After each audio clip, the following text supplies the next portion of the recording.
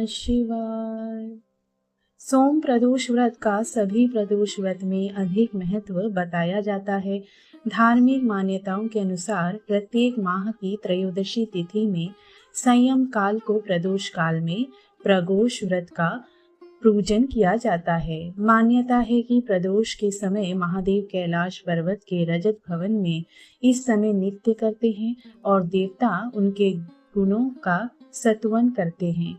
ऐसे में जो भी जातक या व्रत करते हैं, भोलेनाथ की कृपा से उनकी सभी मनोवांछित कामनाओं की पूर्ति होती है। मान्यता है कि सोमवार के दिन प्रदोष व्रत को करके जो भक्त प्रदोष काल के समय भगवान शिव की पूजा करते हैं, उनके सभी पाप शिवजी नष्ट कर देते हैं और शिव भक्ति को प्राप्त भक्त उत्तम स्थान और सुख पाता है, जैसा कि सोम प्रदोष व्रत की कथा में बताया गया है। सोम प्रदोष व्रत की पौराणिक कथा। सोम प्रदोष व्रत कथा के अनुसार एक नगर में एक ब्राह्मणी रहती थी।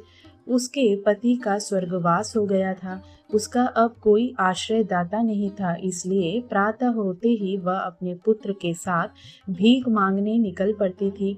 भिक्षाटन से ही वह स्वयं व पुत्र का पेट पालती थी। एक दिन ब्राह्मणी घर लौट रही थी तो उसे एक लड़का घायल अवस्था में कहराता हुआ मिला। ब्राह्मणी दयावश उसे अपने घर ले आई। वह लड़का विदर्भ का राजकुमार था।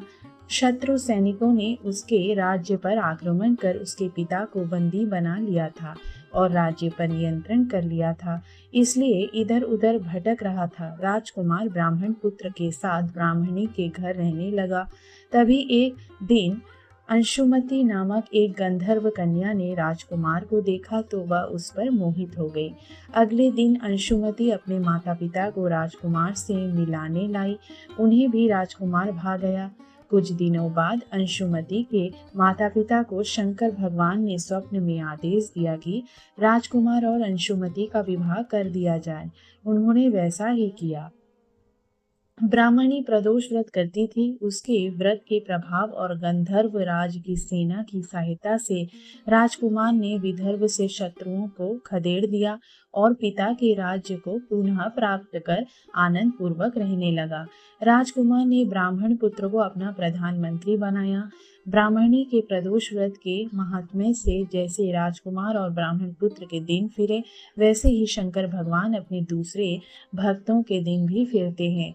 अंततः सोम प्रदोष का व्रत करने वाले सभी भक्तों को यह कथा अवश्य पढ़नी अथवा सुननी चाहिए। सोम प्रदोष के दिन भोलेनाथ के अभिषेक, रुद्राभिषेक और श्रृंगार का विशेष महत्व है। इस दिन सच्चे मन से भोलेनाथ की पूजा करने से मनोवांछित फल की प्राप्ति होती है। लड़का या लड़की की शादी, विवाह की अड़चनें दूर होती हैं। संतान की इच्छा रखने वाले लोगों को इस दिन पंचगव्य से महादेव का अभिषेक करना चाहिए। वहीं ऐसे जातक जिन्हें लक्ष्मी प्राप्ति और करियर में सफलता की कामना हो, उन्हें दूध से अभिषेक करने के बाद शिवलिंग पर फूलों की माला अर्पित करनी चाहिए। मान्यता है कि ऐसा करने से भोलेनाथ अत्यंत प्रसन्न होते हैं। हर हर महादेव।